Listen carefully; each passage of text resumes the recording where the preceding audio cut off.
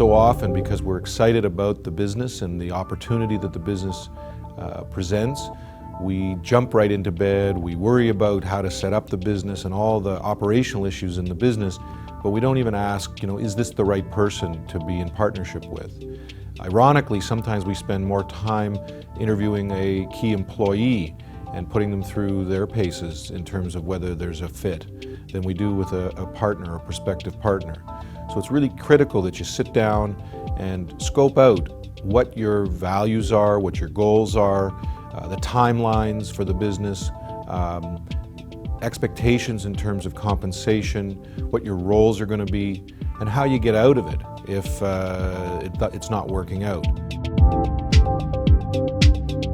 Well, it's really important to get an agreement in writing with your partner. Whether it's a corporation and you use a shareholders agreement, or a partnership and you use a partnership agreement, it's really important to figure out what the rights and responsibility and role of the various partners are before you go barreling into this partnership. Often people get really excited about the business and they start to be engaged in the business, but they forget to figure out what they want to do in terms of an agreement.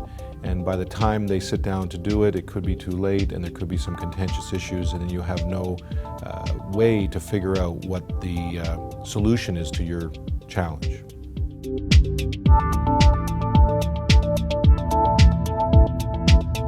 So as you explore a partnership and figure out whether this is the right partner, you should also consider what your respective roles and responsibilities and powers are as partners.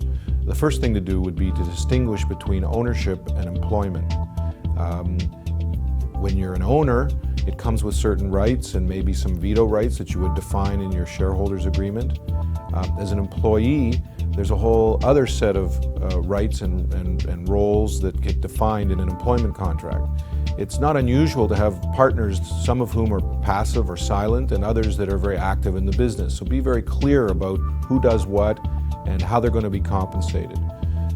Also bear in mind that from time to time as the business grows, the type of skill set that's required of a leader of a fast growth company changes. And so while you may be the right person to run the business from 0 to say 10 million in revenue, as the business changes, you may have to step aside and change your role and bring in perhaps somebody above yourself to take it to that next level.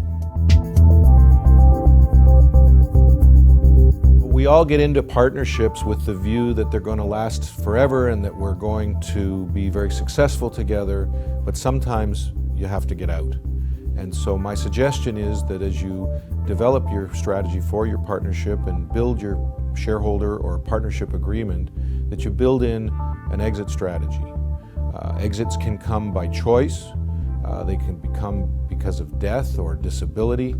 There's a number of reasons why somebody might want to exit the partnership. It could be a simple disagreement or a serious one at that.